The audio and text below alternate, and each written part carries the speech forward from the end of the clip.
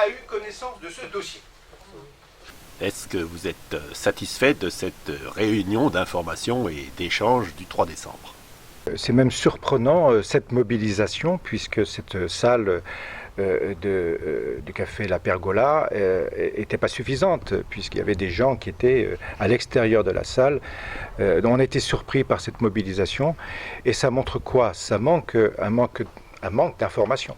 Et c'est évident. Alors, notre objectif, c'était justement d'informer et d'échanger. Vous savez que la loi prévoit qu'en cas d'enquête publique, il y a une information de la population. Et il nous a semblé qu'elle était insuffisante. Nous avons attendu que la mairie de Capbreton la fasse. Elle n'a pas été faite, et donc nous la faisons certainement trop tard, puisque l'enquête publique termine dans 12 jours. Enfin, elle est faite. Et qu'est-ce qu'on a voulu dire lors de cette réunion ? 3 choses essentielles. Premièrement, nous sommes inquiets pour la santé des Capbretonnais. Et c'est pas neutre ce que je vous dis, nous avons travaillé ce dossier, nous avons quand même des analyses, des rapports de l'ANSES, de l'Agence nationale de santé, qui nous parlent de leucémie. Nous avons une circulaire, une directive bateau de 2013 qui nous dit que ces installations peuvent être dangereuses, et qu'il faut en tout cas les mettre à plus de 100 mètres de toute collectivité maison.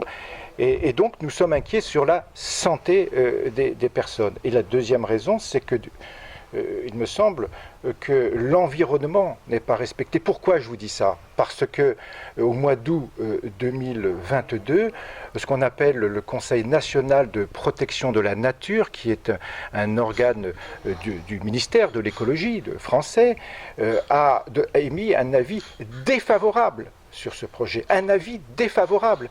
Et par conséquent, il m'a semblé que cet avis défavorable de ce conseil, qui fait autorité, devait être mis à la disposition des Capbretonnais. Ça ne l'a pas été fait. Et donc, rien que pour cela, cette réunion était importante.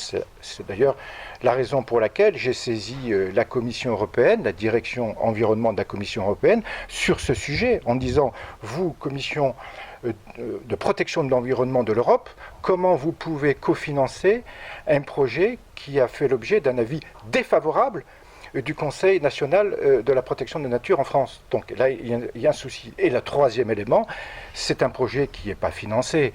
Ce projet, il est d'1,7 milliard.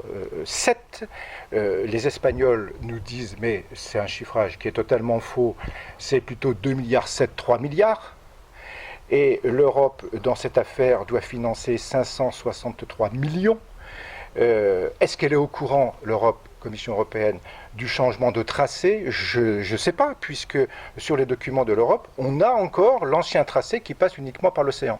Et oui, c'est même pas l'ancien tracé, là, c'est vraiment c'est la préhistoire. Oui, c'est la préhistoire. Parce que depuis juin, il y avait juin 2021, il y avait un nouveau tracé proposé. Alors il y avait encore, je crois, Intermarché, il y avait encore les pistes cyclables et la route. Ils en sont encore à l'océan. Donc par conséquent, j'ai alerté la Commission européenne, comme on alerte et on dialogue avec les ministères français, en leur disant, ça ne va pas. Ça ne peut pas continuer comme ça.